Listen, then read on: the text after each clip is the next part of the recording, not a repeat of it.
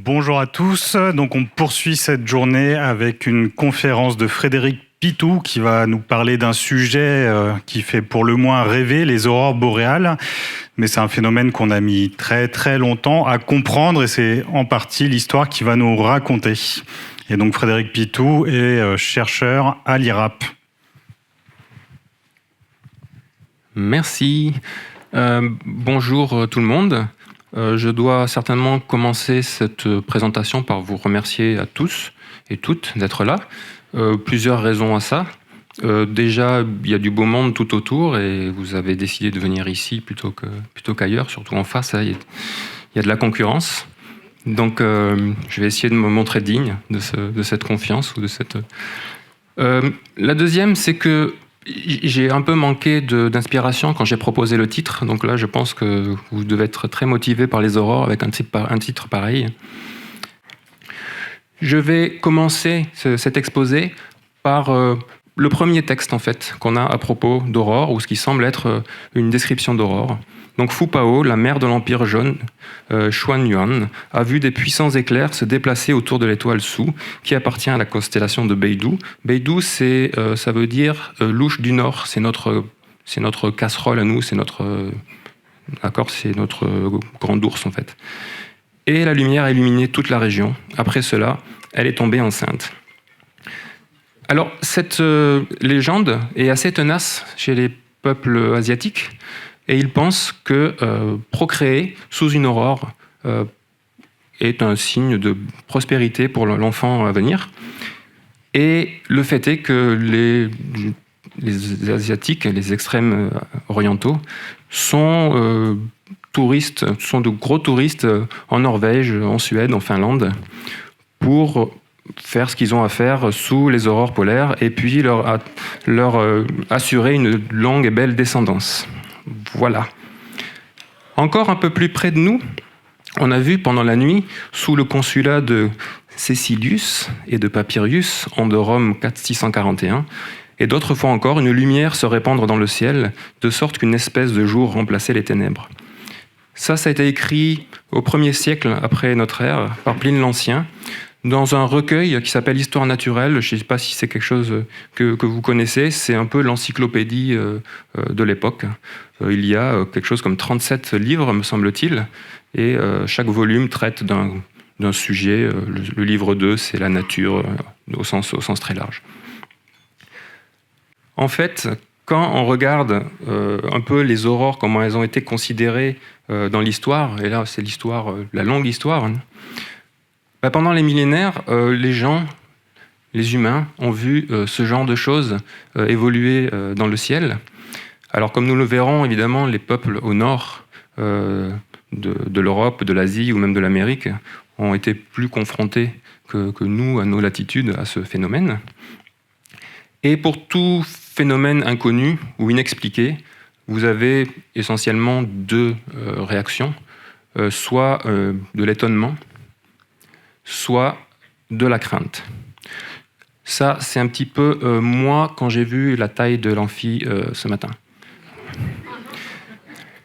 Un jour, je remplacerai cette image. La question, c'est est-ce que les choses ont vraiment changé aujourd'hui ? Maintenant, on sait des tas de choses sur les aurores, je vais vous les décrire. En fait, heureusement pour nous, on va dire, chercheurs, chercheuses, on ne sait pas tout encore. Est-ce qu'il y a encore des craintes à voir des aurores ? Alors, pas des aurores elles-mêmes, pas de l'émission lumineuse, pas de la lumière elle-même, évidemment, mais il faut savoir que l'émission aurorale, l'aurore, s'accompagne d'autres effets qui sont un peu moins sympathiques, on va dire. D'accord ? Alors, les premières tentatives d'explication relèvent davantage de la légende que de la science, hein, on va dire. Alors, des légendes en tout genre chez les peuplades du Nord, chez les Inuits. Généralement, ces légendes sont relativement positives. L'aurore est quelque chose de bien, c'est l'esprit des défunts ou un passage vers l'au-delà. Chez nous, quand je dis chez nous, c'est à nos latitudes, où le phénomène auroral est beaucoup plus rare. Et surtout, les aurores qu'on voit à nos latitudes sont rouges, couleur de sang. Je vous laisse imaginer ce que pouvait penser quelqu'un, je sais pas moi, à l'Antiquité, au Moyen-Âge, ce qui était avant, ce qui est devenu la France, ou l'Italie, ou l'Allemagne, disons. voir le ciel se couvrir d'un rouge sang, ça devait avoir quelque chose d'assez effrayant. Ce qui est intéressant de voir, c'est que ces légendes sont restées dans le langage de certains pays. En finnois, par exemple, les Finnois utilisent le terme revontulet, qui veut dire la queue du renard, littéralement, et ça fait référence à une légende de chez eux, une légende des Samis qui habitent dans le nord du pays, qui veut que l'aurore, en fait, c'est un renard géant qui, avec sa queue, balaye la neige, et la neige s'envole dans le ciel pour illuminer le ciel. Donc vous voyez, ces légendes, en fait, ont des conséquences, on va dire, concrètes dans certains pays. Si on regarde maintenant des gens qui se sont intéressés à ce phénomène d'aurore, on va dire un peu plus en détail, alors déjà le terme aurore boréale. Il y a une petite guéguerre qui n'a finalement pas beaucoup lieu d'être, en fait, pour savoir qui a introduit ce mot ou ce nom. Suivant les sources, vous pourrez lire que c'est Galilée en 1619 ou Pierre Gassendi en 1621. Le fait c'est que Galilée utilise ce terme dans un livre de 1619. Et ce que je suppose, c'est que le terme utilisé en français, aurait peut-être été utilisé par Pierre Gassendi en 1621. On voit dans certains livres, parfois, ou même dans certains articles, que Pierre Gassendi a découvert les aurores et que c'est avec lui qu'on a commencé à les étudier. Alors, c'était de circonstances, parce que vous voyez, 1621, il fait référence dans un de ses textes à une aurore qui s'est produite à mi-septembre 1621, et on a fêté les 400 ans de cette observation. Mais clairement, les aurores ont été découvertes, ou en tout cas observées bien avant Pierre Gassendi. Alors, les premières explications ou tentatives, alors il y en a plusieurs. Et là, vous allez voir qu'il y a beaucoup de noms que vous connaissez dans cette aventure de découvrir comment les aurores se font. Parce qu'en fait, il y a énormément de scientifiques qui s'y sont cassés les dents, littéralement. Donc, pour Galilée, c'était la lumière donc diffusée par l'atmosphère, lumière solaire. René Descartes, pour lui, c'était les particules de glace en suspension dans l'atmosphère qui réfléchissaient la lumière solaire. Donc, on avait toujours le soleil comme source de lumière finalement primaire, on va dire, de ces aurores. Ça avait l'avantage d'expliquer pourquoi elles se produisaient essentiellement au nord. Au nord, on peut imaginer qu'il fait plus froid, donc il y a plus de glace, plus de neige, mais c'est pas ça. Halley, que vous connaissez pour autre chose, pour la comète, lui soupçonne un rôle du champ magnétique. Probablement que c'est l'aspect, on va dire, strié qui lui fait dire ça. Et là, il y a un gars qui sort de nulle part, je ne suis pas certain que beaucoup d'entre vous en aient entendu parler, c'est Jean-Jacques. Jean-Jacques d'Ortoux de Méran, un scientifique de Béziers, qui a fait énormément de choses, à se demander pourquoi il n'est pas plus connu. Il semblerait d'ailleurs qu'il soit davantage connu des biologistes, parce que c'est ce même monsieur de Méran qui a mis en évidence le cycle circadien. Vous savez, le cycle qui fait que les êtres vivants, ont un cycle naturel de 24 heures. Et il a fait ça avec une plante, en fait. Il a mis sa plante à l'ombre, dans son armoire ou je ne sais où. Et il a vu que même à l'abri du soleil, la plante s'ouvrait et se fermait avec un rythme de 24 heures. Toujours est-il que ce monsieur qui avait apparemment un peu de jugeote et beaucoup d'intuition, ou en tout cas beaucoup de bonnes idées, ou d'idées tout simplement, il pensait, il supputait, il supposait, il a émis l'hypothèse que les aurores provenaient de l'atmosphère solaire qui rencontrait l'atmosphère terrestre. Il dit ça dans un bouquin qu'il a publié en 1733 et qui s'appelle « Traité physique et historique de l'aurore boréale », le premier livre jamais paru sur le sujet. Et déjà à l'époque, il suspecte un lien, une relation entre les taches solaires, que je vous montrerai un petit peu par la suite, et l'activité aurorale. D'accord ? À cette époque, il n'avait aucune raison de penser ça. Enfin, je veux dire, là, ça relève de l'intuition pure, quoi. Alors, En science, on nous parle souvent de la méthode scientifique. D'accord ? Je reviendrai sur ces notions, si j'y pense en tout cas. Là, clairement, on a quelque chose qui s'est révélé juste, mais qui ne relève pas du tout de la méthode scientifique. C'est parti d'une intuition. Est-ce que l'intuition fait partie de la méthode scientifique ? Probablement. Est-ce que ce monsieur a découvert que le Soleil crée les aurores, ou en tout cas indirectement crée les aurores ? Les gens qui font de la philosophie des sciences et de l'épistémologie nous disent non, que ce n'est qu'une intuition et ça n'a jamais été vérifié par lui. Alors, à l'issue de ces travaux, là, je vais vous présenter les grandes idées. Et il faut savoir que la physique aurorale, finalement, n'a pas beaucoup avancé pendant 3-4 siècles. Tout simplement parce que les gens de l'époque n'avaient pas les bases, les connaissances nécessaires pour trouver la bonne solution. Et c'est arrivé progressivement. Je vais faire le parallèle là entre deux domaines, que sont le géomagnétisme et la physique solaire, ou l'observation solaire, et qui ont réussi à débloquer les choses. 1600, un monsieur, Gilbert, anglais ou irlandais, je ne me souviens plus très bien, publie 6 volumes sur le champ magnétique terrestre, et il montre, avec un petit dispositif qu'il appelle la Terrella, qu'une boule métallique avec un aimant qu'il aurait mis à l'intérieur se comporte un peu comme ce qu'on commence à mesurer à la surface de la Terre, à savoir que des petites aiguilles qui représentent des petites boussoles finalement s'orientent différemment selon l'endroit où elles sont vis-à-vis du pôle magnétique et dessinent comme ça un dessin tout autour. Donc le champ magnétique crée une sorte de ligne imaginaire autour de la sphère. Ce qui est intéressant, c'est que des observations par la suite montreront que le champ géomagnétique, donc le champ créé par l'intérieur de la Terre, varie. Il varie avec le lieu, à savoir que si vous êtes ici à Paris ou à Rouen ou à Lyon ou je ne sais où, votre champ magnétique n'aura pas déjà la même direction. D'accord ? Il varie aussi avec le temps, à savoir que si vous restez à Paris dans un endroit qui est magnétiquement propre, disons, et que vous mettez un instrument qui mesure le champ magnétique, ou une boussole, on va dire, très sensible, c'est comme ça qu'ils ont fait à l'époque, eh bien, votre boussole va varier au cours de la journée, au cours du mois, au cours de l'année, avec des cycles. Et en 1741, Yorter montre que l'activité aurorale est corrélée avec l'activité géomagnétique. Donc il y a un lien, on va dire, pas de cause à effet, il faut faire très attention, une corrélation, c'est pas forcément une causalité. En tout cas, ce sont deux choses qui apparaissent en même temps. Est-ce qu'elles sont liées ? Ça, il faut le montrer, ou il faut une théorie qui expliquerait cette causalité. La deuxième partie, j'ai laissé ici un petit peu tout ce qui est sur toutes les recherches sur l'électromagnétisme qui auraient eu leur place aussi pour essayer d'alléger un peu.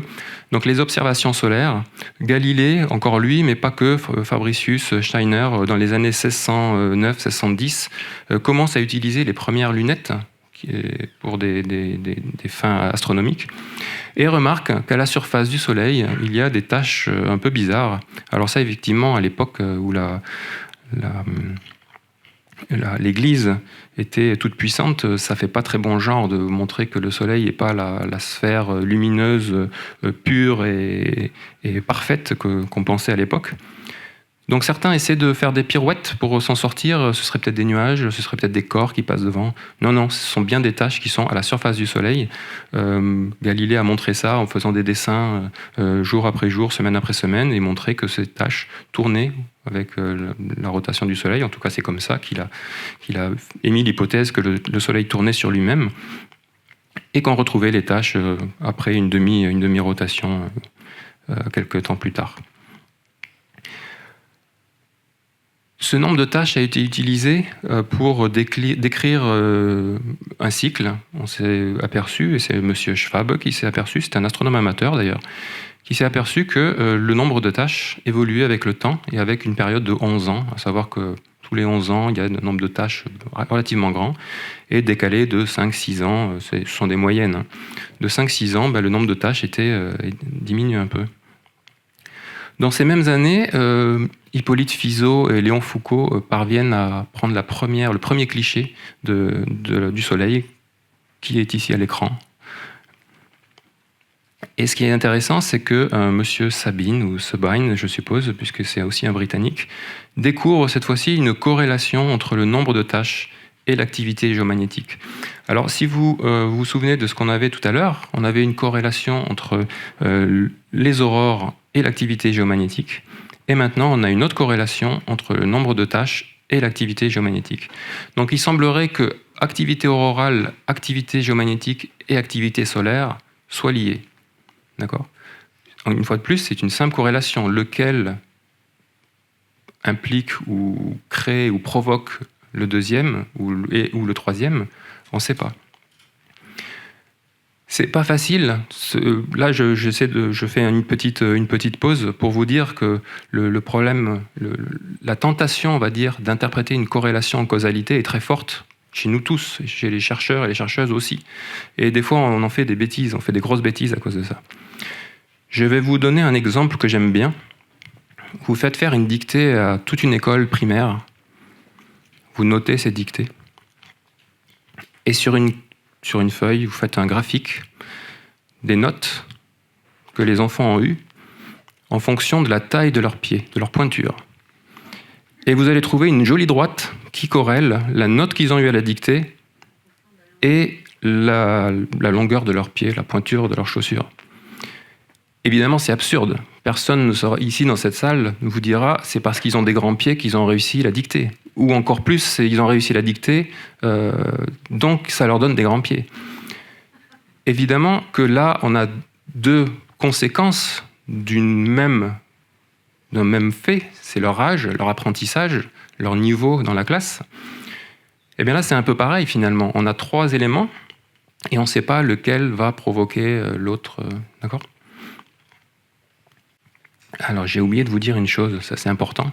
1859, M. Carrington, encore un Anglais, observe d'énormes taches à la surface du Soleil. Ce qu'on appelait à l'époque fulguration, j'aime bien ce terme, je l'ai gardé, on appellera ça maintenant avec un anglicisme flare, donc un flash lumineux très intense, en lumière visible, en UV, en rayons X. Et quelques heures, quelques dizaines d'heures après, à la surface du sol, il y a eu ce qu'on appelle un orage géomagnétique, avec des perturbations électriques, des aurores vues à partir des tropiques, enfin quelque chose d'assez monstrueux. À la suite de quoi, ce texte, pendant 8 heures donc, d'un orage magnétique modéré, le Soleil doit fournir autant de travail pour envoyer des ondes magnétiques dans toutes les directions à travers l'espace, que pour produire 4 mois de chaleur et de lumière habituelle. Ce résultat contredit de manière tout à fait décisive la supputation selon laquelle les orages magnétiques terrestres sont dus à l'action magnétique du Soleil, ou toute autre sorte d'action dynamique se produisant dans le Soleil, ou toute connexion avec les tempêtes dans son atmosphère. Il semble que nous soyons aussi forcés de conclure que la supposée connexion entre les orages magnétiques et les taches solaires n'est pas réelle, et que l'apparente correspondance entre les périodes ne peut être qu'une pure coïncidence. La personne qui a dit ça, vous le connaissez, c'est pas n'importe qui, c'est Monsieur Kelvin, ou plutôt Lord Kelvin, William Thomson de son nom, dans un discours à la Royal Society en 1892. Alors ça permet de dire deux choses. Déjà, ça permet d'illustrer ce que je vous ai dit juste avant en disant qu'il faut faire très très très attention à ne pas céder à la tentation d'interpréter une corrélation comme une causalité. Et puis l'autre leçon, c'est qu'on peut s'appeler Lord Kelvin et on peut aussi avoir une mauvaise intuition et se tromper. Et s'il y a des jeunes ou des étudiants ici, j'aimerais les rassurer, se tromper, ça fait partie du phénomène scientifique. On peut se tromper, c'est pas grave, d'accord ? C'est même assez conseillé en sciences. Souvent. Pas trop souvent quand même, mais souvent. C'est comme ça qu'on avance finalement. Les aurores, où se produisent-elles ? Eh bien, là, les aurores boréales, donc dans l'hémisphère nord, ont été, je vous l'ai dit, bien observées depuis des millénaires. Ce sont des navigateurs qui nous ont aidés à percer un peu les endroits exacts où elles se produisaient. Déjà, Thomas Cook les observe dans l'hémisphère sud, on les appellera aurores australes. Et un peu plus tard, encore des navigateurs, en allant faire des missions au niveau des pôles, eh bien, ils verront que plus ils progressent vers le nord, plus ils laissent finalement les aurores passer au-dessus d'eux et derrière eux. Donc en fait, ça veut dire qu'au niveau du pôle, juste au niveau du pôle, il n'y a pas d'aurore. Et la première carte a été dessinée par monsieur Loomis, dont j'ai oublié le prénom, Elliott, il me semble. Donc la première carte de ce qu'on appelle maintenant l'ovale auroral. Donc effectivement, les aurores se produisent le long d'ovales centrés sur le pôle magnétique, géomagnétique plus exactement, de la Terre. Donc pour revenir un petit peu à nos problèmes de corrélation, si on veut expliquer le rapport entre le Soleil et la Terre, pour expliquer ou pour transformer une corrélation en causalité, il faut une théorie, il faut une explication qui permette de supporter ou de confirmer cette hypothèse. À la fin du 19e siècle, il y a des gens très respectables et prestigieux qui se sont qui ont suggéré que le Soleil pouvait se comporter comme une source de ce qu'on appelait à l'époque des rayons cathodiques, c'est-à-dire une source d'électrons, d'accord, des particules qui portent l'électricité dans nos fils, qui portent des charges électriques, et que ces rayons cathodiques puissent être éjectés par le Soleil et guidés vers les zones aurorales, par le champ magnétique terrestre. Alors pour montrer ça, il y a quelqu'un qui intervient dans l'histoire, qui s'appelle Christian Birkeland, norvégien, qui reprend ces idées et qui essaie de les tester en laboratoire. Donc il envoie des électrons, il bombarde des électrons sur une sphère en métal dans laquelle il a mis un aimant. Et il fait une sorte de vide autour, enfin il diminue la pression pour reproduire les caractéristiques de la haute atmosphère. Et il reproduit des aurores. Alors on a refait l'expérience avec des instruments, on va dire, ou du matériel de notre époque. Et voilà ce qu'on obtient. Donc on obtient bien une sphère qui émet les électrons, comme le ferait le Soleil, et une autre petite sphère qui a un champ magnétique à l'intérieur, enfin un aimant, et on reproduit bien les deux ovales auroraux. Ok. Est-ce que ça, c'est une preuve que les aurores sont produites par le Soleil? Ça semble reproduire le phénomène qu'on observe. Est-ce que pour autant, ça convient, c'est une preuve? Alors, de mon point de vue, ça donne une indication forte, mais il faut savoir que la physique qui a lieu là-dedans est assez différente de la physique qu'on a comprise après. Et donc voilà, c'est une analogie, mais ce n'est pas nécessairement une preuve. Tout ça, finalement, va se débloquer bien plus tard, à la fin des années 1960. Donc vous voyez, on se rapproche de plus en plus et on n'en sait pas encore finalement beaucoup plus qu'au début. On commence quand même à cette époque à bien considérer que le Soleil nous envoie des électrons et d'autres particules sous la forme de ce qu'on n'appelait pas encore un vent solaire. Mais encore faut-il aller mesurer ce vent solaire. Et si ce champ magnétique terrestre guide les particules, les électrons vers les zones polaires, ben ça aussi, il faudrait le montrer, c'est-à-dire aller faire des mesures. Sauf qu'avant l'ère spatiale, les mesures sur place, on n'était pas capable de les faire. Et c'est pour ça que tout va se débloquer à la fin des années 50, quand les satellites commencent à être lancés. Donc 4 octobre 1957, Sputnik 1 est lancé par les soviétiques à l'époque. Stupeur évidemment en Occident et notamment aux États-Unis qui vont faire tout pour rattraper leur retard le plus vite qu'ils peuvent. Ce qui a bien aidé aussi, c'est dans les années 57-58, il y a eu l'année géophysique internationale et de nombreux efforts, de nombreuses collaborations internationales sont nées à cette époque-là. De nombreuses installations aussi, de stations de mesure. La base de Dumont-d'Urville, par exemple, en Antarctique, a été créée à cette époque-là et toujours en activité. Et c'est le cas aussi pour d'autres bases arctiques ou antarctiques. À cette époque-là, un des défis, c'était de voir si effectivement il y avait bien ce vent de particules chargées électriquement qui nous provenait du Soleil. Donc parmi les premiers satellites qui ont été lancés, on a essayé de mettre à bord des compteurs Geiger-Müller, plus exactement, qui mesurent la radioactivité. Alors en fait, c'était pas forcément pour calculer ou pour mesurer le vent solaire à l'époque, c'était plutôt pour mesurer ce que les physiciens de l'époque pensaient ou appelaient des particules chargées piégées dans le champ magnétique terrestre, qu'on a appelé par la suite les ceintures de Van Allen ou les ceintures de radiation. Et alors les premières mesures ont été assez poussives, à savoir que sur le satellite Explorer 1, il y avait bien un enregistreur de bord. Enfin, plus exactement, il y avait bien un instrument, mais rien pour les enregistrer. Donc, on a eu juste, à l'époque, ils ont eu juste la télémétrie qui descendait.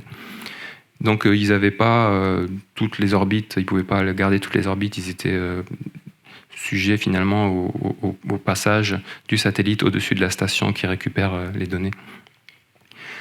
Ça a été vraiment confirmé avec Explorer 3 et j'aime bien cette exclamation « My God, space is radioactive », donc mon Dieu, l'espace est radioactif. Et ça, c'est Ernie Ray qui a dit ça et c'est un gars qui travaillait dans l'équipe de Van Allen.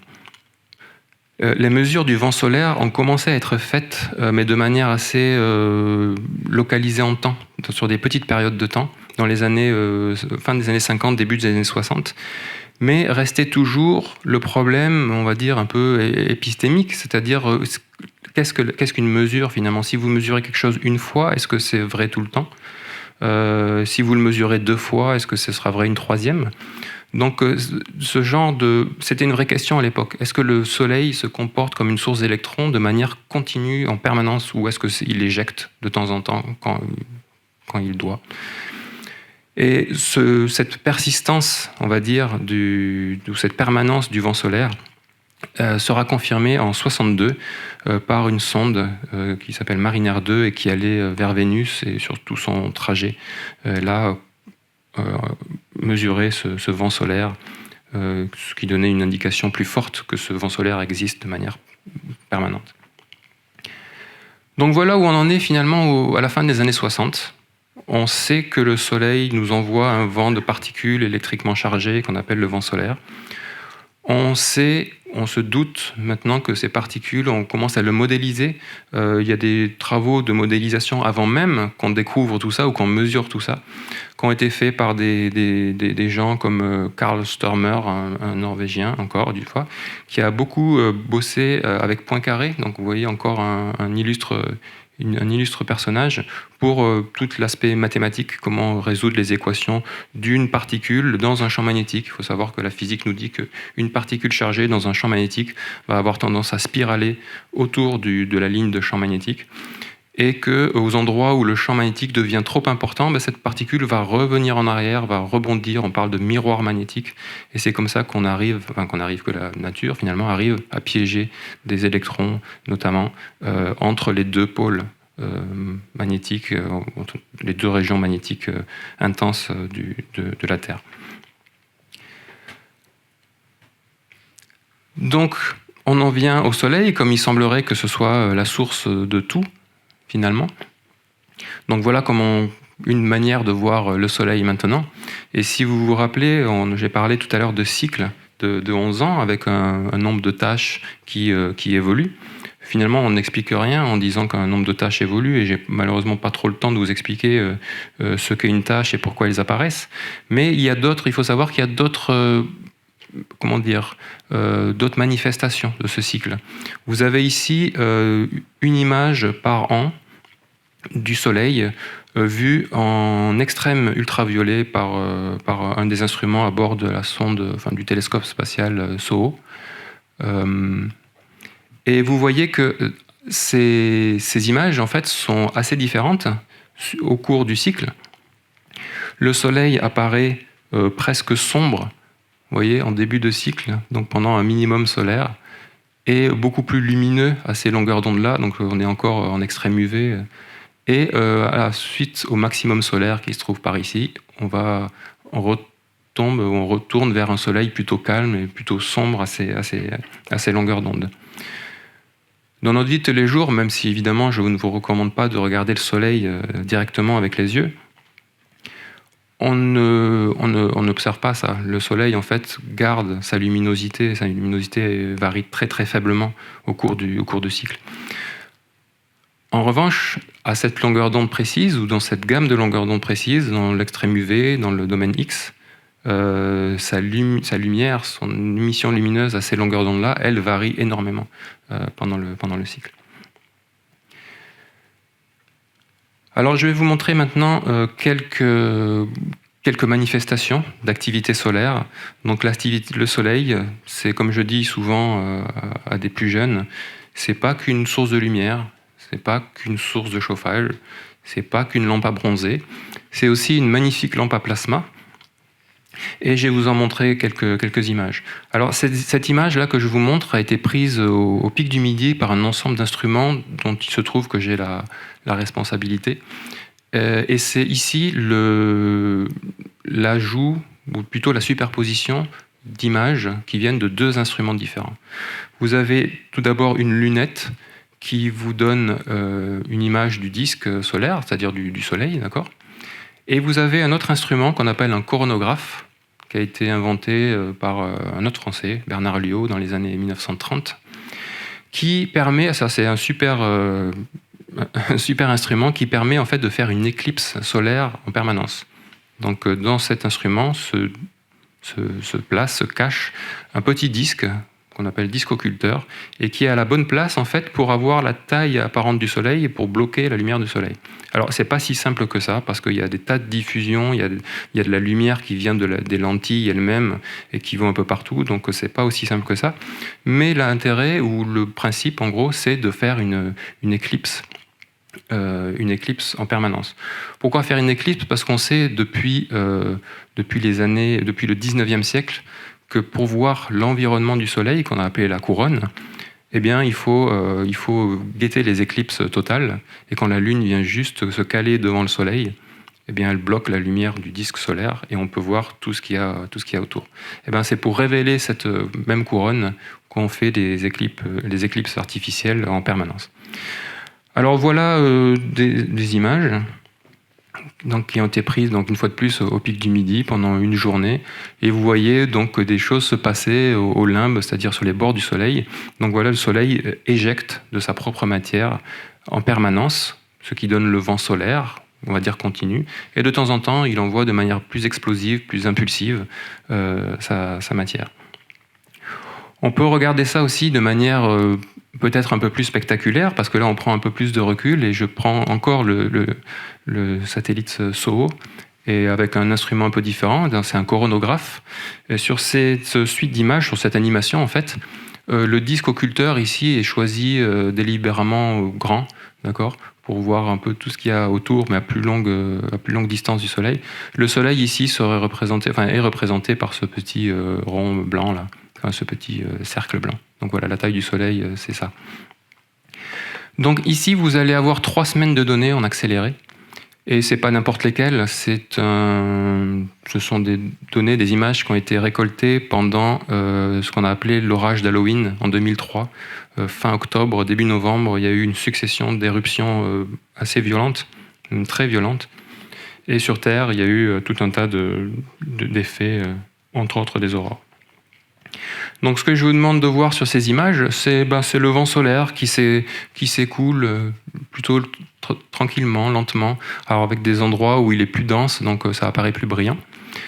Et vous avez superposé à ça des éjections coronales de matière qui sont plus ou moins violentes, qui sont parfois orientées dans une direction, parfois elles vont un peu partout.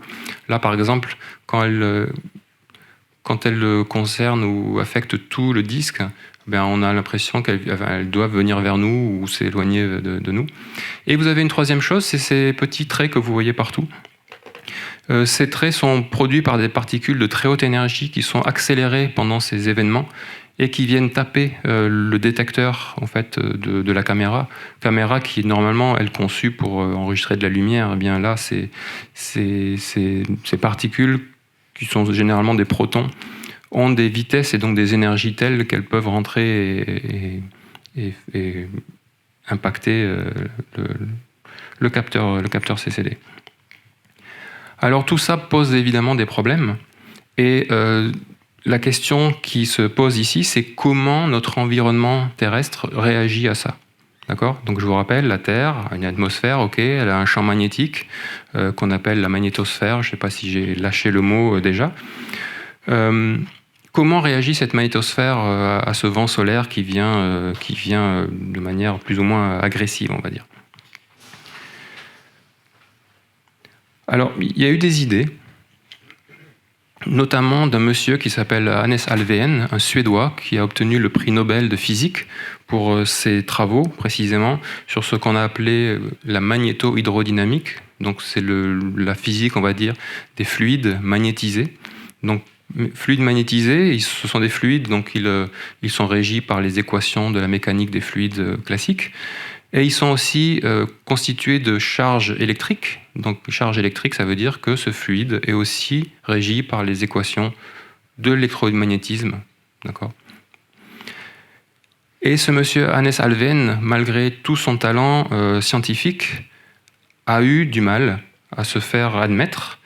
Quand je décris les phénomènes plasma avec ce formalisme, donc la MHD, la plupart des relecteurs ne comprennent pas ce que je dis et rejettent mes articles. Avec le système d'évaluation par relecteur qui est la norme dans la science aux États-Unis aujourd'hui, cela signifie que mes articles sont rarement acceptés dans les journaux américains les plus prestigieux.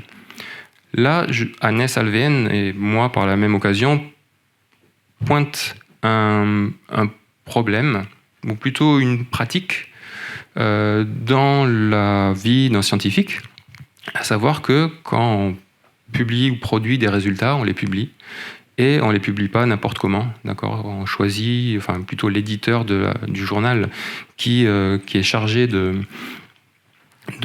auquel plutôt on soumet le travail, demande à 2-3 autres scientifiques compétents dans le domaine d'évaluer s'ils considèrent que le travail est de bonne qualité ou pas. Alors ça a du bon, évidemment, parce que comme ça, on est sûr que le travail répond à un certain nombre de normes ou de qualités. Mais ce que décrit Hannes Alfvén là, c'est que généralement, on travaille dans ce que les philosophes des sciences ont appelé un paradigme, c'est-à-dire un ensemble de connaissances qui font loi, on va dire. Loi, le terme est peut-être un peu fort, mais disons que c'est là-dedans qu'on travaille, avec des lois, qu'on travaille, des règles physiques, des connaissances, d'accord, qui font consensus scientifique. Maintenant, si vous allez au-delà de ce consensus scientifique, ou si vous proposez des choses qui sont un peu trop, on va dire, révolutionnaires, ça coince un peu. D'accord ? Il faut être patient et il faut être persuasif, d'accord, pour faire passer des idées un peu trop novatrices, on va dire.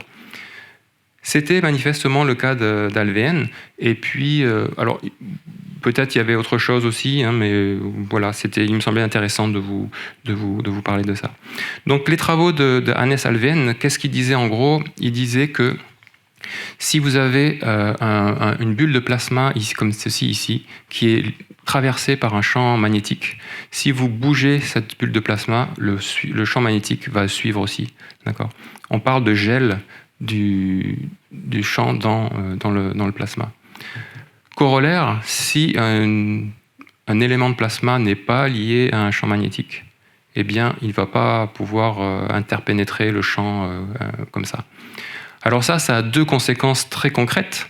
Le vent solaire, quand il s'échappe du Soleil, eh bien, il tracte avec lui le champ magnétique du Soleil.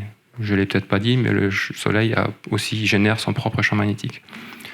Deuxième conséquence, ce vent solaire, quand il approche du champ magnétique terrestre, il ne peut pas comme ça rentrer impunément, on va dire, dans la magnétosphère terrestre.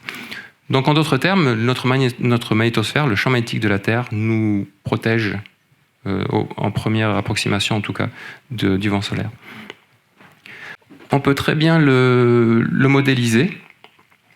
Vous avez ici en violet ce qui est une coupe de la magnétosphère terrestre, et vous avez ici en jaune des mesures de pression. Donc, vous avez le vent solaire qui vient de la gauche vers la droite et qui va pousser sur la magnétosphère terrestre. Et vous voyez peut-être que quand la valeur de la pression est grande, la magnétosphère va être toute petite ou plus petite parce qu'elle est comprimée par ce vent solaire. Et à l'inverse, quand le vent solaire imprime une pression un peu plus faible, eh bien la magnétosphère va gonfler. Alors ce qui est intéressant ici, on peut voir un premier effet. Les petits pointillés ici qui tournent correspondent à l'orbite géosynchrone ou géostationnaire des satellites de télécommunication. Et vous voyez que quand le vent solaire est très puissant, en fait, la magnétosphère se contracte en deçà de cette orbite, et donc les satellites se retrouvent plus ou moins dans le vent solaire, et ça, c'est pas très très bon. Ils sont pas conçus, en tout cas, pour supporter ça. Alors c'est un problème, c'est que je suis en train de vous dire que le vent solaire, ok, il exerce une pression sur la magnétosphère, mais il peut pas rentrer dedans. Et pourtant, c'est comme ça qu'on explique les aurores.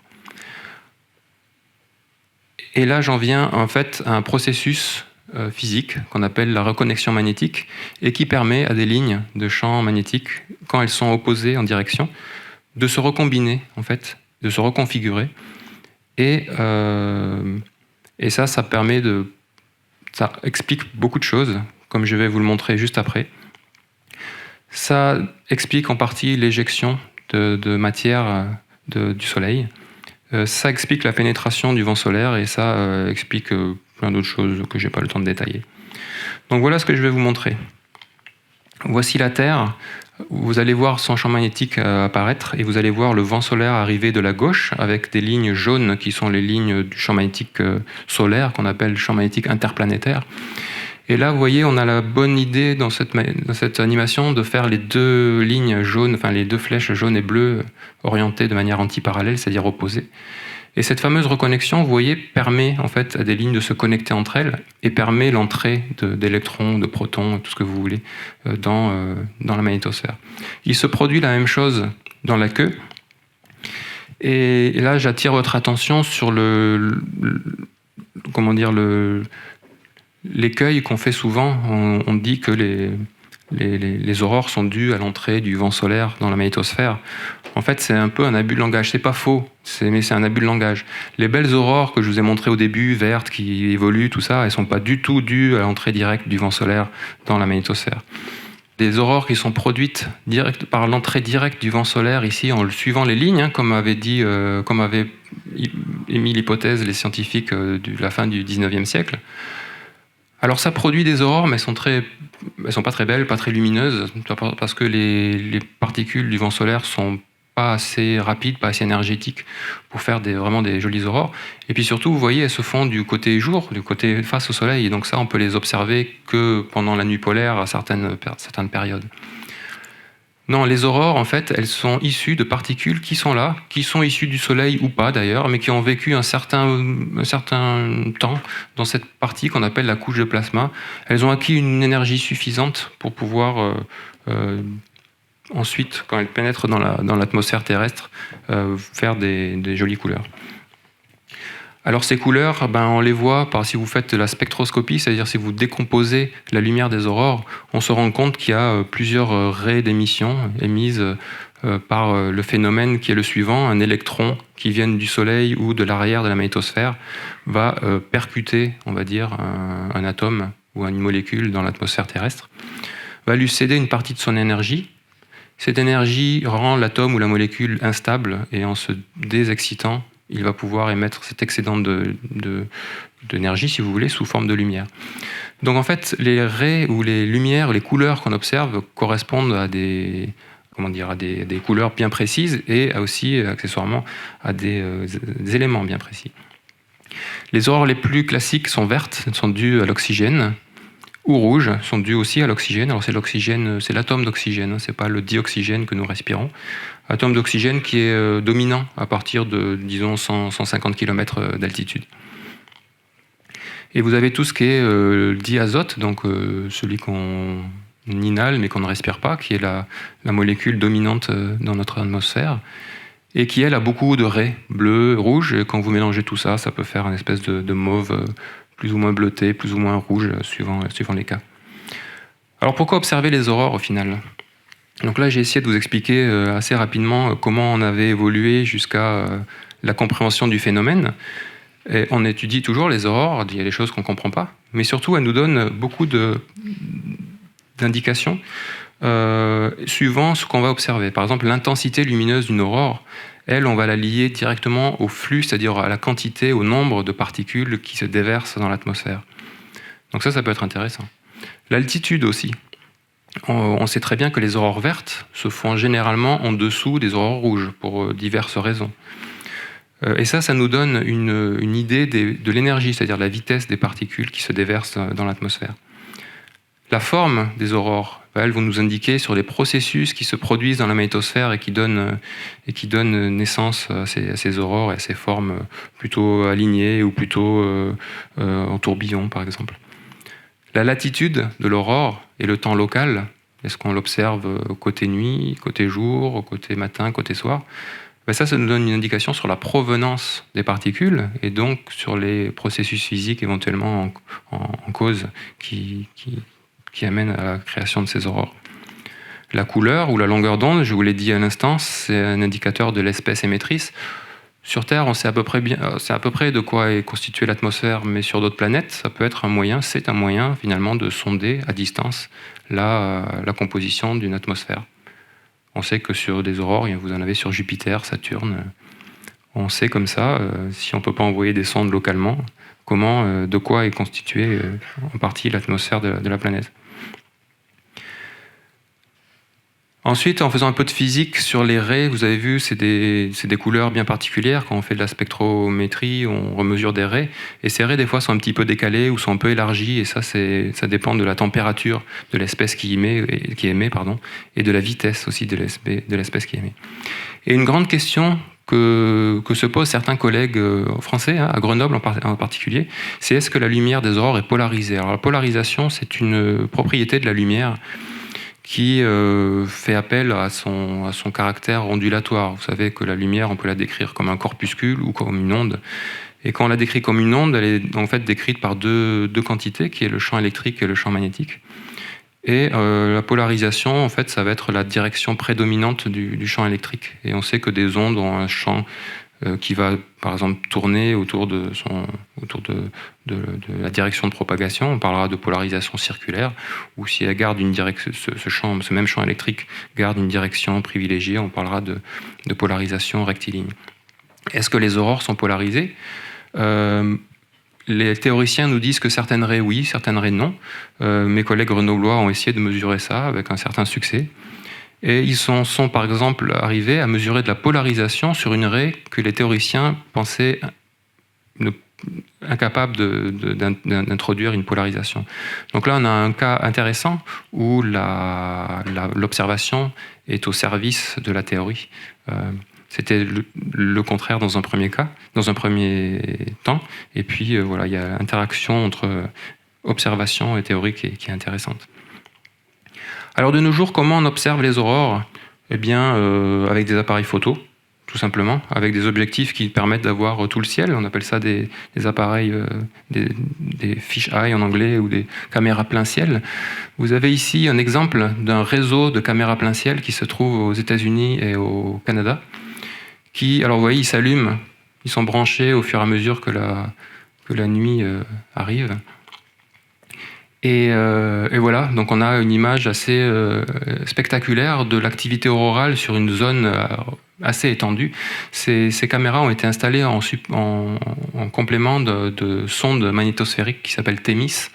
Donc ce sont des sondes qui ont essayé de déterminer comment se produisaient les aurores les plus violentes. En gros, comment sont injectées de manière assez explosive, une fois de plus, les particules qui proviennent de la queue de la magnétosphère. Voici une autre façon de regarder ou d'étudier les aurores. Alors ça, ce sont des données de la nuit dernière. Alors, je ne sais pas à quelle heure je me suis arrêté, on peut le voir facilement, vers 20h30 UT, donc 22h30. Et ça, c'est un photomètre. Donc, en l'occurrence, ce sont plusieurs photomètres. Donc, ce sont des caméras ou des appareils photo, si vous voulez, mais qui sont sensibles qu'à une seule couleur ou une seule longueur d'onde, et qui vont balayer le méridien du nord au zénith, au sud, et ça, toute la nuit, d'accord. Ils font, si je me souviens bien, ils balayent tout le méridien en 4 secondes, quelque chose comme ça. Et on met des tranches comme ça à chaque temps. Donc là, vous avez en bas ici le temps qui défile. Et vous avez pour chaque temps une tranche d'aurore, on va dire, avec ici l'angle de visée, donc normalement de 0 à 180 ici, donc l'angle 0 c'est vers le nord et 180 c'est vers le sud. Et donc vous avez 4 canaux, c'est-à-dire 4 longueurs d'onde observées simultanément. Et vous avez le code couleur ici et la lumière finalement émise par ces aurores. Et ça, c'est très pratique pour observer l'évolution. D'accord ? Donc ici, on a, par exemple, si on prend ce panneau, on a le nord en haut, on a le sud en bas. Et on voit par exemple ici que des aurores évoluent vers le nord à ces heures-là. Donc on peut avoir comme ça une idée de la dynamique des aurores et les relier toujours à ce qui se passe plus haut dans la magnétosphère, parce que ces particules qui créent ces aurores proviennent de quelque part. On peut les voir de l'espace aussi, alors de l'ISS à gauche et d'une sonde spatiale qui s'appelle Polar, un programme de la NASA à droite.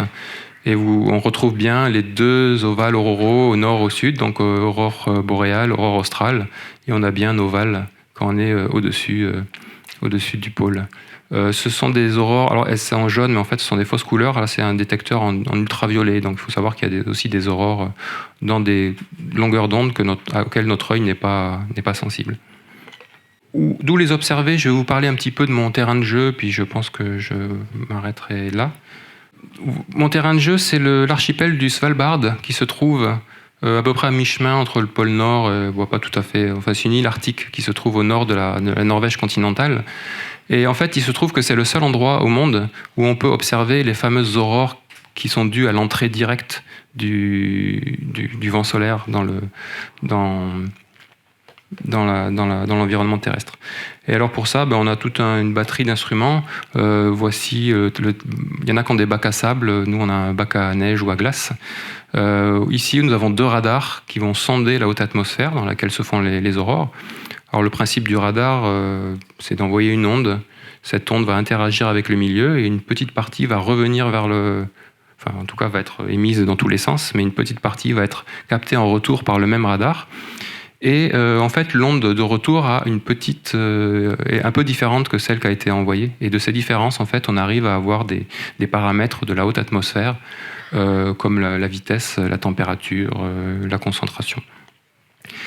Et ici, juste à côté, alors là, il doit y avoir quelque chose comme quelques centaines de mètres, on a une station dite aurorale, d'où proviennent les données que je vous ai montrées juste avant.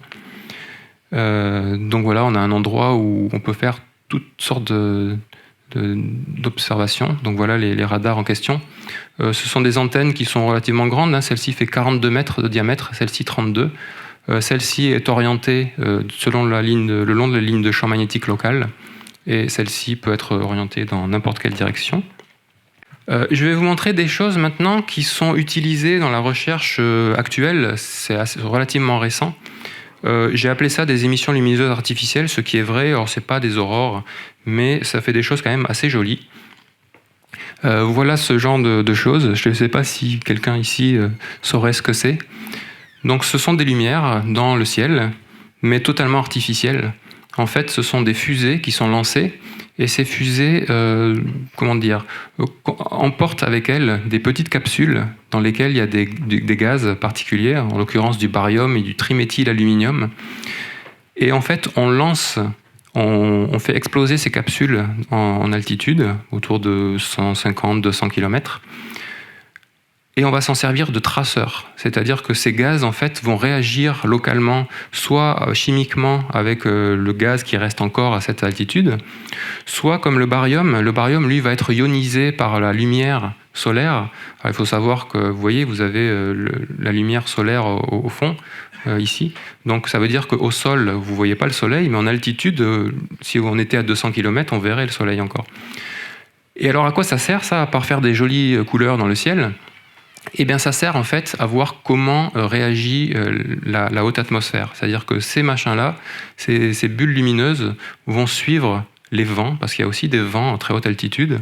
Et comme ça, on sait dans quel sens vont les vents. Et par exemple, on sait qu'à une altitude donnée, comme 90-100 km, ils peuvent aller dans une direction avec une vitesse qui est totalement différente qu'à 150 ou 200 km.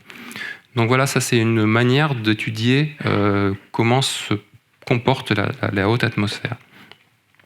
Tout à l'heure, je vous ai présenté Jean-Jacques, maintenant je vous présente Steve.